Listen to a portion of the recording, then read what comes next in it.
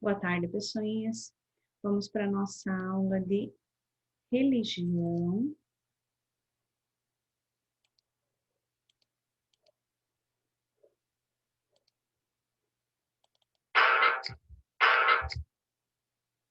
Ele morreu por mim. Então, a história de hoje a gente pode encontrar em 5 trechos da Bíblia, que são Isaías 55, Marcos, capítulo 15, do versículo 53 a 72, e no capítulo 15 também, Mateus, capítulo 26, do 47 ao 75, e no 27. Lucas, no capítulo 22, versículos 47 ao 71, e no 23. E João, no capítulo 18, do versículo 12 ao 40, e no capítulo 19. Então, são vários trechinhos que a gente pode encontrar a história de hoje, contadas de diferentes maneiras, mas é também. Jesus foi preso, julgado e condenado à morte. Seus amigos não conseguiam entender o que estava acontecendo. O mestre, que fizera tantos milagres, encontra-se indefeso e calado diante das pessoas que o maltratavam. Alguns indivíduos sabiam que Cristo havia sido preso e foram até o palácio de Anás e Caifás para assistir ao julgamento. Mas como fazer um julgamento à noite? Isso não era permitido. Após a condenação, bateram em Jesus. Pedro observava tudo de longe, até que alguém questionou: Ei, você não é amigo dele? De jeito nenhum, nunca o vi na vida, respondeu. Mais tarde, outra pessoa o reconheceu como discípulo de Cristo. Pedro negou a informação e saiu daquele lugar. Pouco depois, novamente lhe perguntaram se era amigo do Nazareno. Não, disse ele pela terceira vez. E nessa hora, o galo cantou. Diante de tudo isso, Cristo continuou calado, como Isaías havia dito. Ele foi maltratado, mas aguentou tudo humildemente e não disse uma só palavra. Permaneceu em silêncio como um cordeiro que vai ser morto, como uma ovelha quando cortam sua lã. Esse é em Isaías, capítulo 53, versículo 7. Depois de várias horas de sofrimento, Cristo orou a Deus e pediu que perdoasse aquelas pessoas, pois não sabiam o que estavam fazendo. Por fim, ele disse: Pai, em tuas mãos entrego o meu espírito. Nesse momento, Jesus morreu. Uma grande tristeza se abateu sobre aqueles que o conheciam. Então, assim, ali está falou uma parte ali de que tem um trechinho no vídeo que vocês vão ver, e ele vai falar que o Pedro vai trair ele, vai negar ele 3 vezes, vai dizer que não conhece ele 3 vezes. E ele falou: não, mestre, eu nunca farei isso, né? Mas ele vai fazer. Então é a mesma coisa, gente, né? A gente tem que pensar quantas vezes a gente não fala sobre Deus. Eu tenho vergonha, né? Que eu não vou falar sobre Deus, ou não vou falar com outras pessoas sobre Deus porque eu tenho vergonha. Né? Então, a gente tem que pensar isso para não ser igual ao Pedro, né? Que falava uma coisa e depois fez outra. Então, aqui, reconhecer o que a gente precisa hoje? Reconhecer que Deus morreu para nos salvar dos nossos pecados, compreender por que ele aceitou o sacrifício. Então, ele aceitou tudo calado, né? Ele aceitou tudo, ele não fugiu da promessa, que nem a gente viu sexta passada, sobre a promessa. Ele não fugiu da promessa que ele fez, ele cumpriu a promessa e morreu ainda, sofreu tanto por nós, né? Então, que momentos terríveis para os discípulos. Tudo ia bem, a chegada daquelas pessoas más, mas agora o mundo estava de cabeça para baixo. O mestre fora preso e seus companheiros temiam o que poderia acontecer. Não sabemos o que realmente aconteceu com os apóstolos naquela noite. Alguns devem ter ido avisar os amigos do que se passava, outros talvez se escondido com medo dos soldados.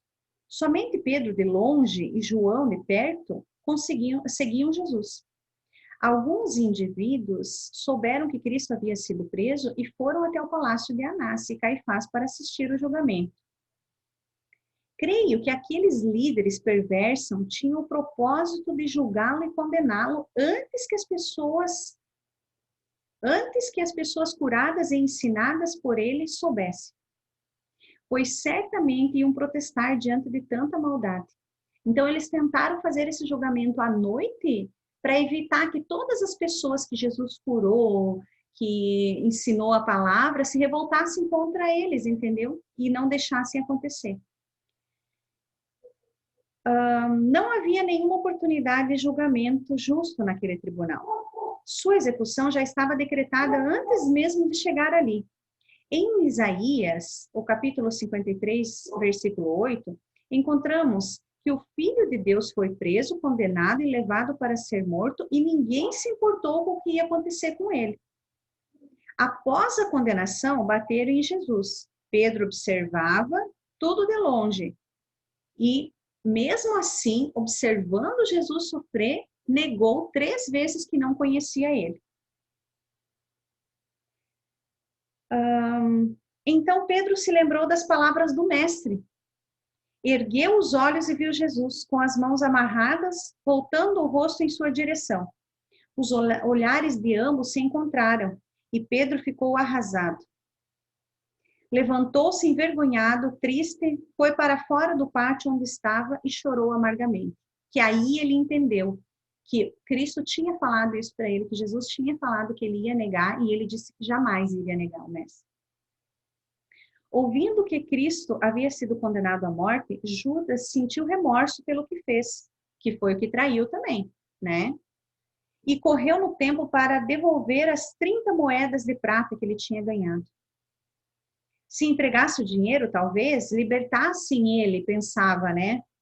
Entretanto, nada disso ajudou. Desesperado, Judas saiu correndo pela porta da cidade, achou uma árvore e nela se enforcou. Morreu ali, de tanto remorso que ele estava sentindo. O sol começava a nascer. Jesus havia sido maltratado e sentenciado à morte pelo povo judeu. Agora o levaram até Pilatos, governador romano, a fim de que autorizasse o plano macabro de tirar a sua vida. Pilatos não viu em Jesus nenhum motivo para a condenação. E informado que ele era da região ali de Galileia, mandou que fossem conduzidos até Herodes. Né? Não tinha nada a ver com ele, lavou as mãos.